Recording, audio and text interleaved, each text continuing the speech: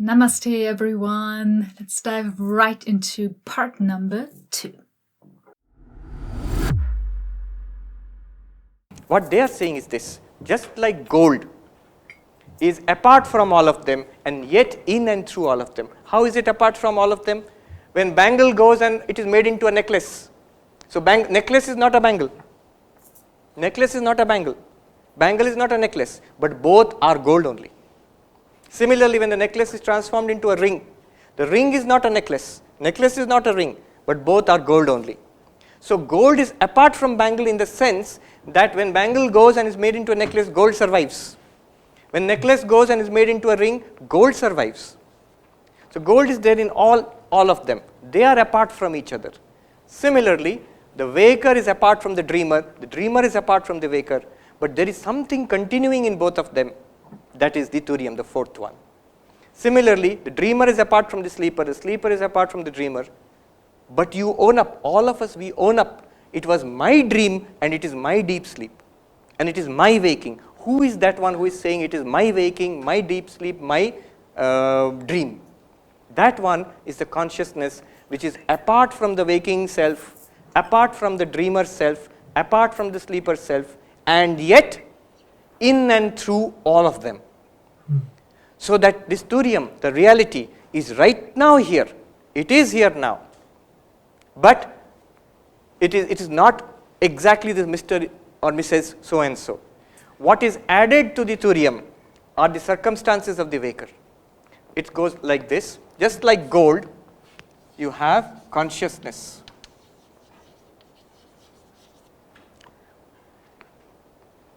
Just see, you are aware of this class now. Before this class was not there, something else was there in your life. Now this class is going on. After some time, this class will be over. Something else will come. Maybe you'll go back to your hostel or your house. So a new circumstance will come. In all cases, what happened before, what is happening now, what will happen later, you are the consciousness watching all of them. The circumstances are coming and going. Look at your own body. You see yourself as a young person or a middle-aged or an old person. Remember, the same consciousness was watching when you were a 10-year-old kid, when you were 20 years old, what you are now, and it's the same consciousness which will be watching when you are much older.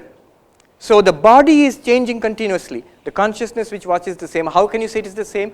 Because it's our experience. We own up to it. I was the one in the 10-year-old's body. I am the one in the teenager's body. I am the one in this middle-aged body. So who is this continuous I? Because the body is changing. Body is continuously changing. Similarly, the mind is also changing. Imagine your mind when you are in, say, class 10. You're sitting for your class 10 examination. Why I'm saying class 10? Because everybody remembers the class 10 board exams. And the first big board exams which you had to face. So imagine your mind at that time. What you knew, what you did not know, what you liked, what you did not like, what you wanted.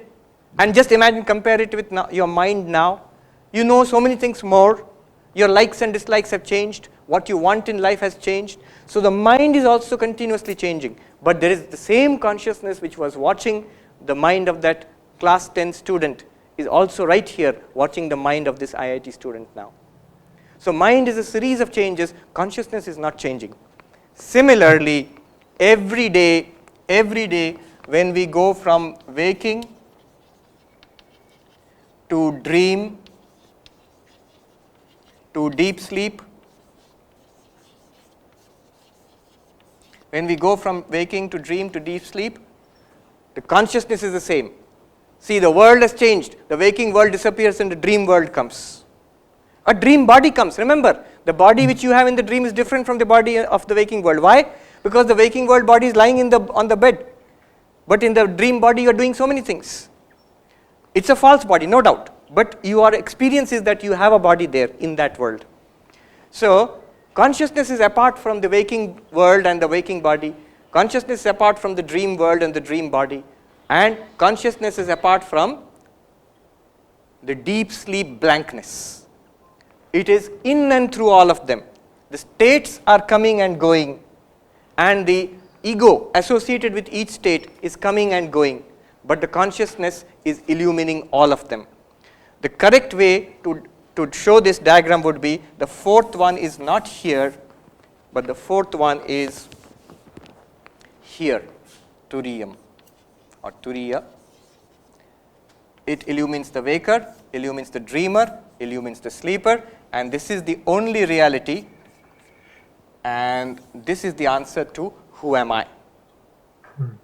The question is, what are you or what am I apart from this waking state, apart from the dream state, apart from deep sleep, apart from the physical world of the waking state, apart from the mental imagination of the dream state, and apart from the blankness of the deep sleep state. One of our Swamis used to give this example. Station master sitting on the station, maybe in Kanpur, and first Rajdhani Express comes on the platform number 1 or something, Rajdhani Express comes. So very important train, lot of people are getting in and getting out, so much of rush is there, so much activity. The station master watches. Then he gives a signal, the Rajdhani Express goes away, but the station master does not go away with Rajdhani Express, he is watching.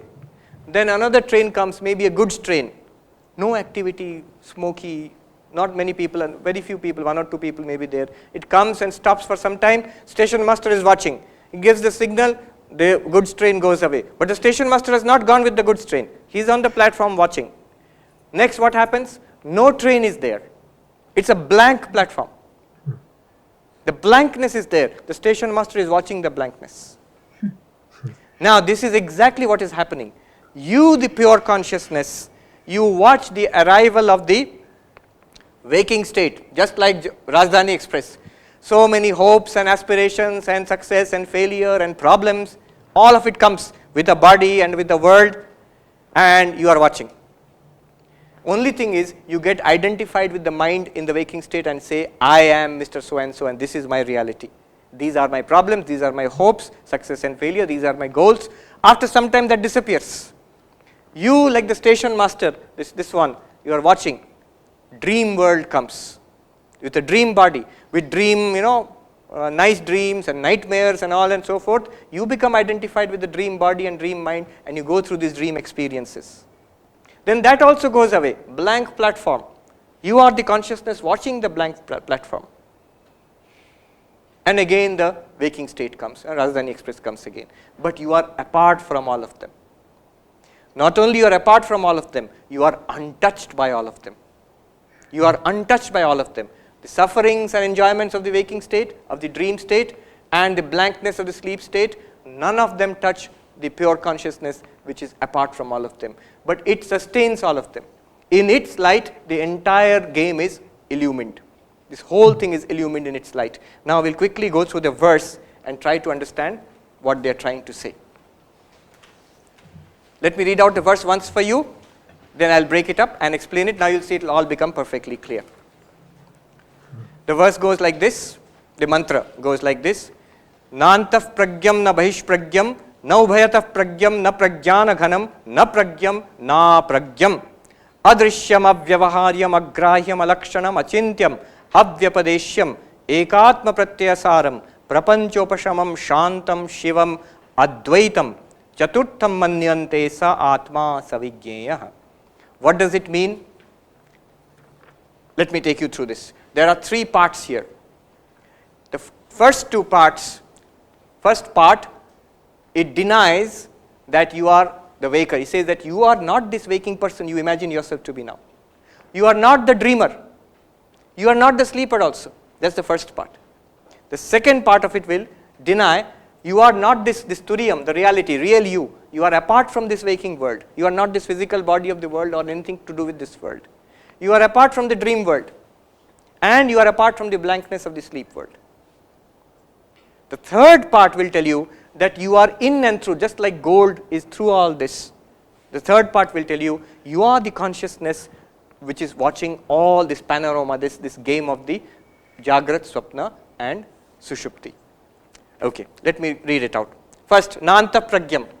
Now you can easily understand. Anta Pragyam literally means the inward directed consciousness. It means the dreamer. He says, you are not the dreamer. Na Anta Pragyam. You are Turiyam, na Anta Pragyam. The fourth one is not the dreamer. Na Bahish Pragyam. You are not the waker. You the Turiyam. You are, your real nature is not the waker, which you imagine. Now all of us, This is our reality. We think I am Swami Sarvapriyananda standing here in this lecture hall number 3 in IIT Kanpur. This is my reality. He says, no. You are the consciousness illumining this temporary appearance in your consciousness. Okay. You are not the waker. Na bahish pragyam. Anything in between, waking and dream sort of. Na bhayata pragyam. You are not something in between also, in between consciousness. I think many students are familiar with this in-between consciousness. After a lot of, maybe a long lecture, we tend to go into an in-between consciousness, between waking and dream. So, I've seen many times the notes that you take in that in-between consciousness are very interesting. Something the teacher is something that is coming from your subconscious mind, something the teacher is thinking, and a mixture of that will come in your copy. Okay. So, you are not in between also, nothing in between. Na pragyana ghanam. Who is the pragyanam ghanam? The deep sleep. You are not this one also. You the turiyam, pragyana ghanam. Na pragyana ghanam. Turiyam, na pragyana ghanam. And na pragyam. Here the word pragyam is interpreted as, are you some kind of God, omniscient God, Ishvara, Bhagavan? Na pragyam. You are not that also. So this is the meaning of pragyam. Na apragyam, the last word. Na apragyam, sandhi has been done, na pragyam. What does that mean? In that case, is my reality that I am not sentient? I am some jada vastu like a duster or a chalk? He says, no, not that also. So, na apragyam. You are not unconscious. You are not all-knowing God. You are not the waking person. You are not the dreaming person. You are not the sleeping person. Number one, Turiya is none of these. Number two, the second part starts. Adrishyam. What is Turiyam? Adrishyam. Literally it means invisible, but also means it is something that you cannot see, you cannot hear, you cannot touch, you cannot smell. It is not an object of our 5 sense organs. Sometimes people say, if God exists or Atma exists, why can't I see it? It's like saying, if the Higgs boson exists, why can't I see it? Because it is not yogya, it is not a subject of your normal vision. You cannot see it that way. If it was, if there is you can say that there is no elephant in the room. Why is there no elephant in the room? Because I can't see it. That's a perfectly correct statement. Because if there was an elephant, you could have seen it. But if there is an Higgs boson, you cannot say, because I cannot see it, it's not there. Similarly, here it says, the consciousness which you are is not something that you can see or smell or touch. Adrishyam. Second, avyavaharyam. It is not within transaction. Transaction means usable. What we can see and feel and touch, what we can speak about, what we can use, that is vyavaharyam. Pure consciousness is not an object which can be talked about, seen, felt and used. It is not transactable, it's avyavaharyam. But remember, it is the ground, it is the source of all vyavahara. Without that, none of this can occur. None of this can occur without the pure consciousness, which is illumining all this. But it is itself avyavaharyam. Agrahyam, it cannot be grasped, which means it is not a vishaya of the pancha karmendriyas. You cannot hold it with your hands, you cannot walk to it in pilgrimage. You are going to Badrinath or Kedarnath, I am going to Turiyam. You cannot walk to the Turiyam. And so agrahyam. Alakshanam, this is a technical term, it means it cannot be inferred. Lakshana here means the sign by which you infer something. The road is wet, so what do you infer? There was rain earlier. So is there some such sign? In Sanskrit, the classic example is Parvato Vanniman Dhumat. There is fire on the hill because I can see smoke. There is a relation between smoke and fire. So if I see the smoke, I can infer there is fire. A lot of science is done like that. Through some science, and you infer a chain. But here, this cannot be inferred because there is no sign by which you can infer it. Then, achintyam, you cannot think about it. Have you thought about it? Then it is not Turiyam. You cannot think about it. But remember, the opposite also holds. Whatever you think about is illumined by this Turiyam. The fact that we are having a conscious experience is because of this Turiyam. So you cannot think about it, achintyam, avyapadeshyam. It literally means it cannot be named. It cannot be named. It will take some time to explain why it cannot be named, but it's very interesting. Shankaracharya there goes into an exposition. Where can we use language? Where can we use language? There are 5 areas where language works, and he shows in the Turiyam, none of those 5 apply. I can tell you in brief, you can work it out for yourself. It goes like this. If you can use language if there is some jati, some species, if some object belongs to a class. So it's a cow. Why? We know the characteristics of the class of cows. So this object is a cow, you match it with the set and you say it belongs to that set. But there is no set of Turium. So it cannot be part of a class. Jati. Then number second is guna. By some quality.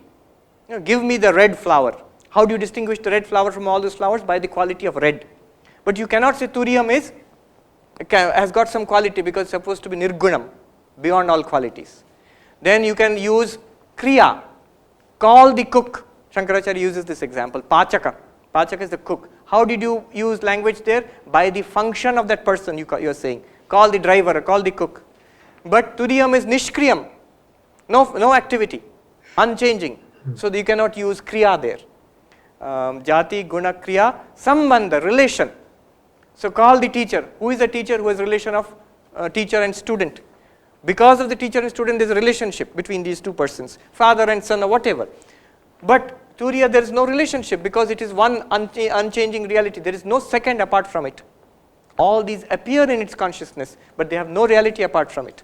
Just as bangle, necklace and ring have no reality apart from gold. If you remove the gold, the bangle disappears.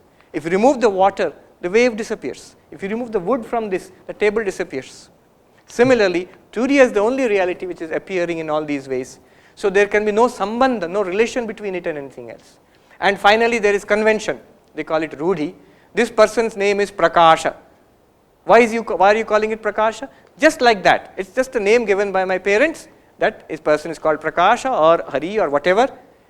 There also you cannot use that method of naming Turiya, because to name somebody you have to point out this person. It has to be pointed out apart from all other objects. This person from now on is called XYZ. But you cannot point out Turiya that way. So language cannot operate in the case of Turiyam. And so Abhyapadeshyam. Up to this part is the second part of the mantra, where you will see actually he denies that Turiya is any of this. The entire physical world, the entire dream world and the blankness of deep sleep, all of them are denied here actually. You cannot see it, you cannot touch it, you cannot infer it, you cannot think about it, you cannot speak about it. So all of this is denied. None of this is Turiyam. And then the third party comes to, then what is Turiyam? Now it speaks about it in positive terms. He says, Ekatma Pratyaya Saram. Eka, one, Atma, I. Pratyaya, the cognition, the feeling of I-ness. Saram, the essence. If you follow this I feeling, you will come to Turiyam. You know, when Ramana Maharshi says, who am I? You practice that. It's this thing. Ekatma Pratyaya Saram. This is exactly what Ashtavakra Muni told Janak Raja.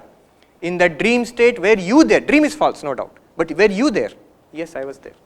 In this waking state now, are you there now? Yes, I am there. That is the Atma Pratyaya. I feeling, the consciousness which is in the waker, in the dreamer, and even in the sleeper, which is illumining the blankness of deep sleep. That consciousness is in and through all this, just like gold is in and through all this. And that is the Turiyam. Ekatma Pratyaya Saram. This is a very extraordinary word. Atma Pratyaya, I feeling. You follow that I feeling, you come to a core which is the Turiyam itself. Prapancha Upashamam. Upashamam means cessation. Prapancha is, these are Prapancha. Jagrat Prapancha, Swapna Prapancha, Sushupti, you cannot call it Prapancha, but anyway. Prapancha Upashamam. What is the Turiyam? Where it is completely untouched by the trouble and the sorrows and the limitations of these three Prapanchas. Shantam, absolutely peaceful, ever undisturbed. There is no world there to disturb you. That is your reality. And Shivam, Shivam here means Ananda Swarupam. It is full of joy. Advaitam, non-dual. Non-dual why? Because there is nothing apart from Turiya. Just as gold is Advaitam with respect to bangle, necklace and ring. Ring is apart from necklace, necklace is apart from bangle. But none of them are apart from gold. In fact, in all of them, what is the only reality? Gold. Why do you say it is the only reality? Because if you remove the gold, they will disappear. So with respect to these three, gold is Advaitam, non-dual. There is nothing apart from gold in this. Similarly, with respect to our universe, three universes, waking universe, dream universe, and the darkness of deep sleep, with respect to them, Turiya is Advaitam. They are not apart from you, the Turiya. In fact, in that sense, it's a tremendous statement. If this is not apart from you, the Turiya, in that case, this waker is you, the Turiya, and this entire waking world is actually you, the Turiya. In that sense, you are the world. You can actually, the Advaitin declares, I am the world. Atme Vedam Sarvam. I am everything. I feel oneness with everything. Just like in the dream world, you were there, many people were there, non-living things were there in your dream. But when you wake up, what do you say? It was entirely constructed from my own mind. That means whatever you saw in the dream was you. Actually you.